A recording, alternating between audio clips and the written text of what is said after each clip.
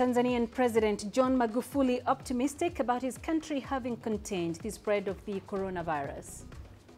Nigeria's Chief Justice seeks urgent steps to decongest prisons due to the coronavirus pandemic. And how an Egyptian lion tamer is using technology to continue with performances during COVID-19 restrictions. You're watching Africa Live. A warm welcome. I am Peninah Karibe. Also coming up tonight, Burundi gears up for a critical general election despite the coronavirus pandemic. And the rising concerns in Uganda after a spike in domestic violence. Let's begin in Tanzania, where President John Magufuli says the number of COVID-19 cases in the country has gone down enough to start to bring life back to a semblance of normalcy. Speaking during a Sunday service at the Evangelical Lutheran Church of Tanzania at his hometown of Chato, the president said he is considering the reopening of schools and even allowing sports in the country to resume. In Kenya, 57 more COVID-19 cases have been confirmed. It is so far the country's highest daily tally. This brings the total number of coronavirus cases to nearly 900, with more than 300 recoveries. Meanwhile, the government has ruled out easing lockdown restrictions until it is able to control the spread of COVID-19. In an address to the nation on Saturday, President Uhuru Kenyatta closed the country's borders with Somalia and Tanzania. CGTN's Robert Nagila has more. A heavy downpour ushers in a countrywide curfew in Kenya's capital, Nairobi. Imposed 3 weeks ago to control the spread of COVID-19, a dusk-to-dawn curfew has brought the city to its knees. Restaurants, pubs and businesses that used to operate into the early hours of the morning remain shut. The only people about are security guards, those making deliveries and the homeless. This is what Nairobi's central business district looks like during curfew, devoid of any life. And for much of the city's population of about 5 million, unless you fall under the category of essential services, home is where you should be during curfew. Many had been hoping, with the curfew period set to expire on Saturday, it would not be renewed. But the government decided otherwise. The nationwide dusk-to-dawn curfew that is currently in force will be extended for a further period of 21 days up to and until the 6th of June. Earlier, the government had announced double the number of daily confirmed cases, most of them from border crossings along the borders with Tanzania and Somalia. And now, the government has ordered them closed. There shall also be a cessation of movement of persons and any passenger ferrying automobiles and vehicles into and out of the territory of the Republic of Kenya through the Kenya-Somali international border, except for cargo vehicles. No word, though, on a lockdown imposed on 2 districts in the country. An indication a spike in cases in Eastleigh and Old Town may be under control. The president also extended a cessation of movement order on 5 counties, including Nairobi and the port city of Mombasa. That eerie silence that's engulfed much of the country during nightfall looks set to continue for the foreseeable future. Robert Nagila, CGTN, Nairobi, Kenya. Nigeria's Chief Justice has asked judges across the country to take urgent steps to decongest prisons amid the coronavirus pandemic. CGTN's Deji Badmas has the details. Even though no coronavirus cases have been recorded at any of the correctional facilities across the country, many fear it might only be a matter of time before that happens. The memo issued by Chief Justice Tanko Mohammed is aimed at preventing any outbreak in the prisons and ensure quick containment if there was one.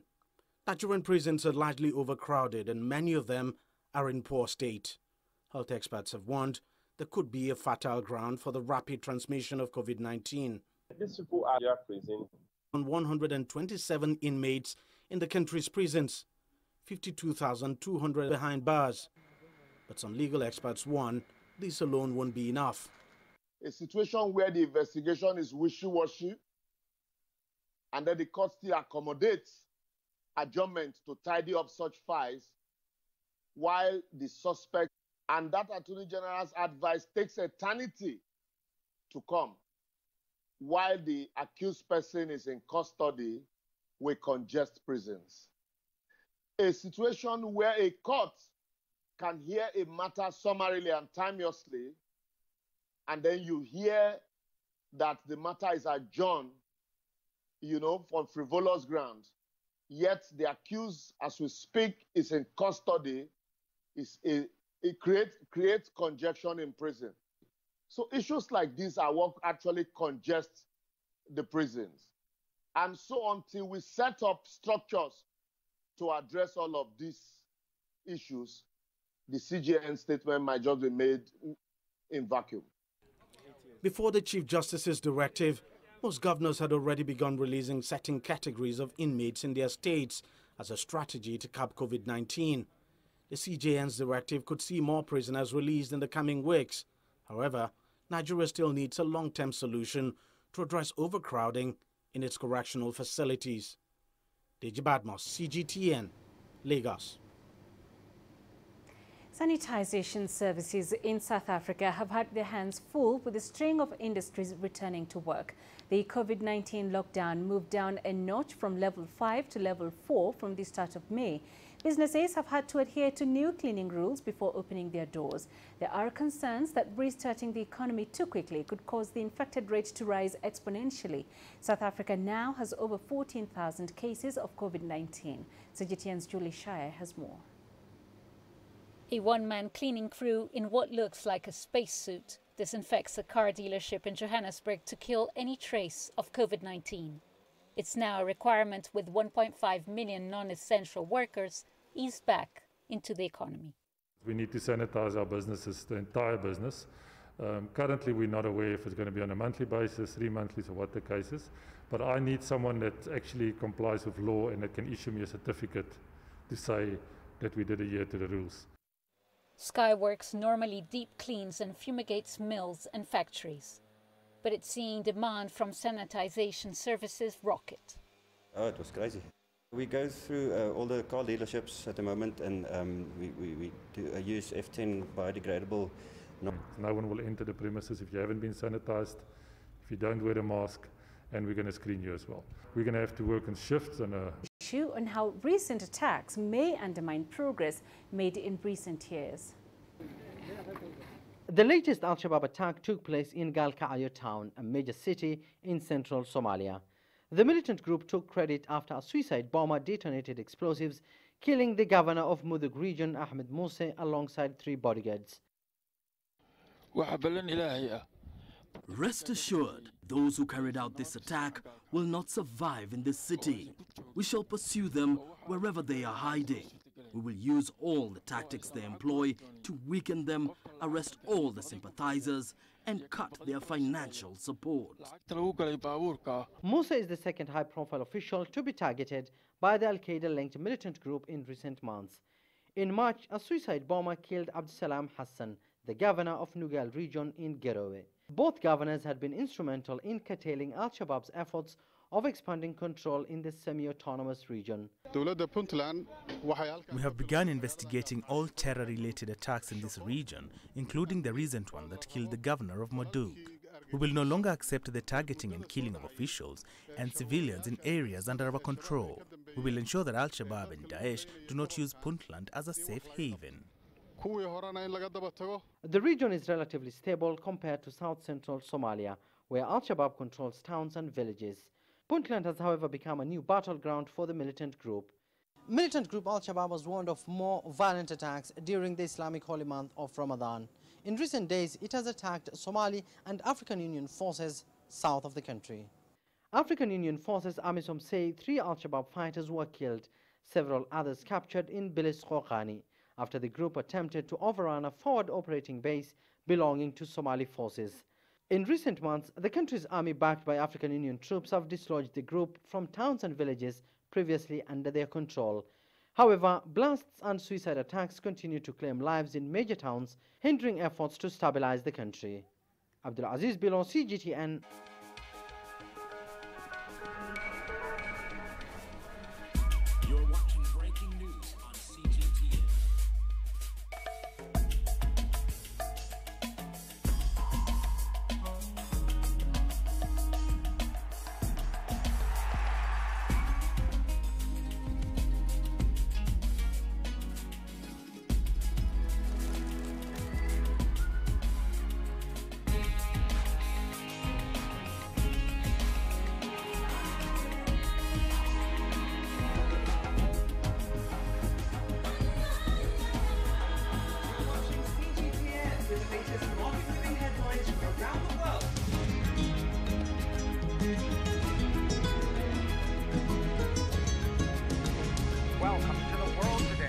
CGTN.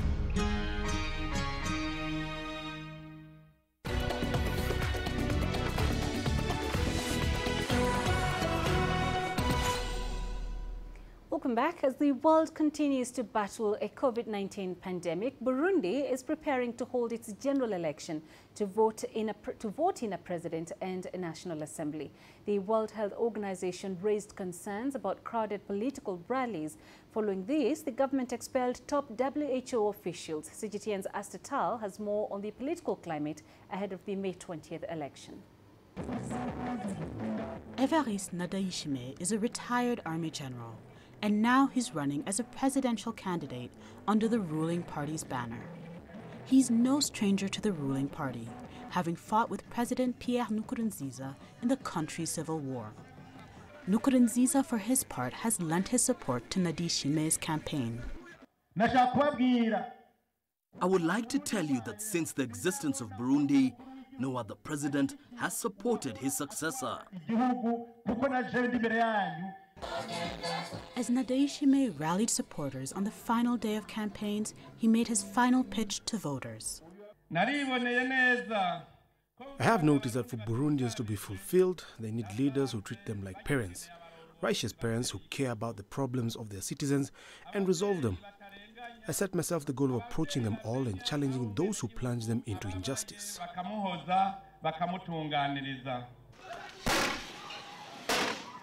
In 2015, violent protests broke out as President Nkurunziza announced plans to seek a third presidential term.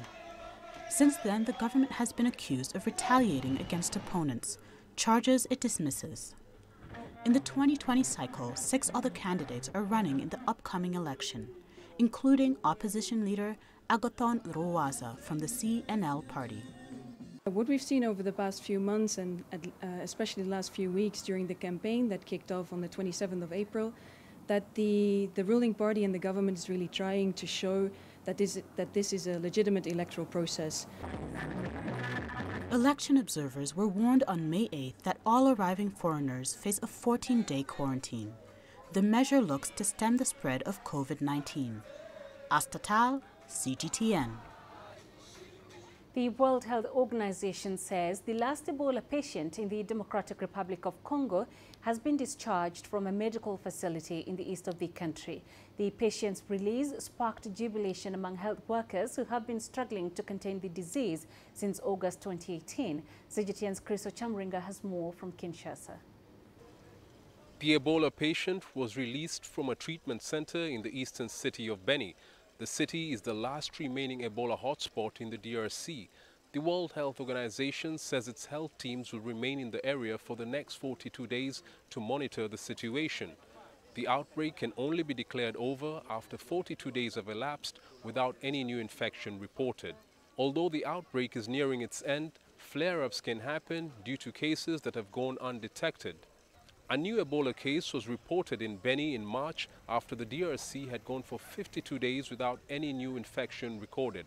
The case was announced just 2 days before the outbreak was expected to be declared over. Ebola has claimed more than 2,200 lives in the DRC since it was first reported in August 2018.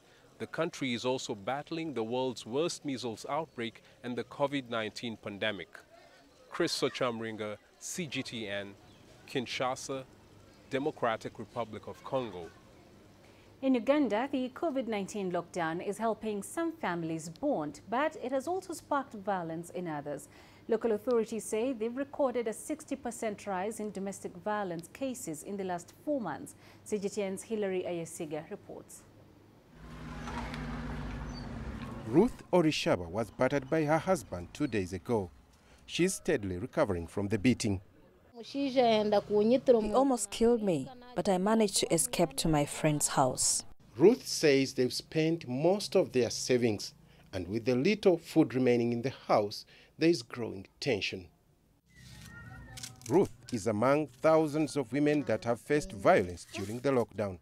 Local authorities say they've recorded over 3,000 cases of gender-based violence since a partial lockdown was announced. I am concerned with such huge figures for children and women. Some members of the family have died due to intolerance at home, and this is unacceptable. But it's not all gloom for some families. Godson Sebgozi says the lockdown has helped him to bond with his family. It has been a good time to be together with family, whereby you're able to interact with your children, more time with your wife, do things together, play this game and the other game together, eating that nice hot meal in the course of the day. Experts say lack of a stable income and poor communication is fueling conflicts in homes. Rights defenders say families need psychosocial support during the lockdown. Hopefully, this could provide healing for victims of gender-based violence like Ruth or Shaba. Hilary Isiga, CGTN, Kampala, Uganda. With the night curfew imposed, all Egypt's entertainment facilities are shut, including, of course, circuses. This has forced many entertainers such as Ashraf El Helou to hold performances on social media. Ashraf is a lion tamer and he's bringing his wild cats to audiences at home. Here's Adel Mahroui with the details. 26-year-old Ashraf El Helou has brought a lioness at home. To his family, these wildcats are just pets and their career. I was raised among the wild cats. I entered their cage when I was 6. Before that, I used to play with lions at home. I'm the third generation in the family to become a lion's trainer. My father trained me. All my life, he's been preparing me to be a lion's show performer. Ashraf is prepping his 4.5-year-old lioness, Jumana, for a live show. From his home, he's been posting performances on social media. It's his contribution to the society under the pandemic. Easter holiday is one of the biggest show nights all year long, but the coronavirus has made the circus shut. People are bored sitting at home under the curfew. So on Easter Eve, I thought, why not put a show for the people? I'd be entertaining them and encouraging them to stay at home. Ashraf is getting assistance from his younger brother and sister. This home show is a great opportunity for him to take over his late father's role in teaching the secrets of taming lions to the family. Together, these siblings have become the first Helous to merge their art with technology. Many liked their show. I could have made the performance at the park, but that didn't fit the concept of stay at home. So it made more sense to perform from my home to the people. I was not worried about getting the lions at home. The neighbors are used to that. I feared that the show wouldn't be interesting. My neighbors are used to the lions in the building. When they knew about the home show, they encouraged me a lot. I was amazed. I've never expected such a reaction. El Helou is one of Egypt's most known lions trainers family. For generations, they've been entertaining the country with their wildcats shows at the National Circus. Adel Mahroui, CGTN, Cairo. You're watching Africa Live. Coming up in sports. Football fans in Cote d'Ivoire adjusting to life without their favorite sport.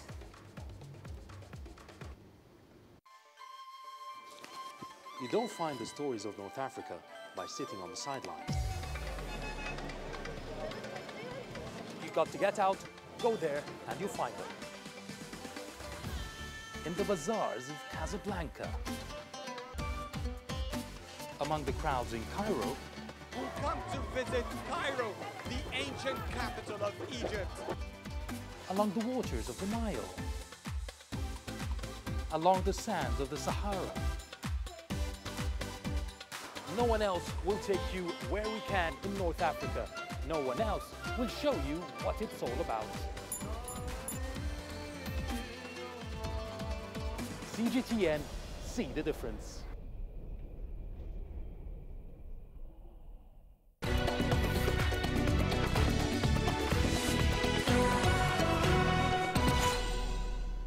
The National Committee of Elephant Supporters is one of the most colorful African football fan groups from Cote d'Ivoire.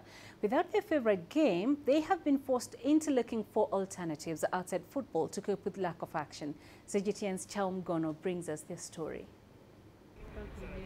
With no action taking place in or around the nation's stadiums, football fans in Cote d'Ivoire have had a hard time coping. Deprived of their passion, most of them have been unable to fill the void created by the suspension of competition. The president of the National Committee of Elephant Supporters of Côte d'Ivoire says he's barely clinging on to hope since sporting events were suspended. We no longer feel alive with no sporting events. We no longer have the passion and energy we get from stadiums during big sporting events. I assure you, it is total desolation. Hopefully this disease goes away quickly and sports events can restart so that we, the supporters, can get back to life.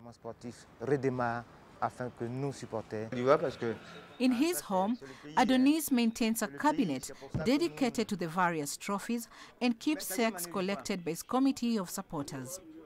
Every object in this jealously guarded shrine acts as a significant souvenir for this football fanatic. In my opinion, the best game was Côte d'Ivoire against Colombia. What struck me was that it was a very tense match, and that's a souvenir that was given to me during that match by a Colombian. To deal with the lack of action and to relieve the emotions in the stadium, Adonis and his group members get together from time to time to review old matches and set up an action plan for any possible return. These are not easy times because of COVID-19, but even without sports activities, the president often catches up with the staff, like today trying to predict recovery. But I have to say that we miss the atmosphere in the stadiums very much.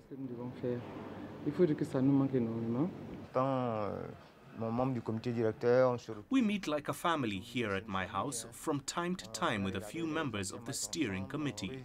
We watch old games over a drink to relive those moments of great emotion that our team has given us. It's really difficult for us because we can't meet in the stadiums, so we just make do with the old games. Like most other countries, Côte d'Ivoire has no set date for the resumption of football. In the meantime, Kouadio and his fellow supporters have to make do with the nostalgia while remaining hopeful that next year's Africa Cup of Nations 2021 is not postponed. Cham Hono, CGTN. And here's a reminder that things could indeed go wrong in sports. Korean baseball fans were left wondering about the well-being of one of their league's top stars after a freak accident in the pitch. Lord Giants pitcher Lee Sung-hyun was hit on the head by a line drive on Sunday. The incident occurred in the third inning, forcing a brief medical break after the player clutched his head in pain after the impact. An ambulance was called in and the player was rushed to the hospital where he underwent a CT scan and was found to have suffered microfractures to his skull and bleeding. There were no further updates on his condition. After the incident, Jang Bun-ho walked home with a winning run as the Hanwha Eagles defeated the Lord Giants 5-4. Germany's Pascal Wehrlein took his second successive virtual Formula E win for Mahindra on Saturday to replace compatriot Maximilian Günther in the overall lead of the Race at Home Challenge. The eSports series features the regular race drivers competing on simulators from their homes. It aims to provide some action for fans with racing on hold in real life due to the COVID-19 pandemic. BMW Andretti driver Günther won the first two races of this series but collected a drive-through penalty for a jump start on Saturday's Hong Kong layout and then hit the wall and was eliminated without points. Wehrlein cruised to victory to go 6 points clear of Günther, with Stoffel Van Dorn finishing second for Mercedes and Jaguar's James Calado third. Yeah, thank you. Today was a bit special about the qualifying and the wet conditions. We didn't know, so it was unexpected for everyone. But yeah, and the race was a bit chaotic at the beginning. My car was actually a bit damaged, so the steering was to the left. But yeah, I was fast in dry conditions as well, and I brought it home. And that's it for this edition of Africa Live. We'd love to hear from you. Send your feedback to the contacts on the screen and follow us on our digital media platforms. I'm Peninah Karibe. Thank you for watching.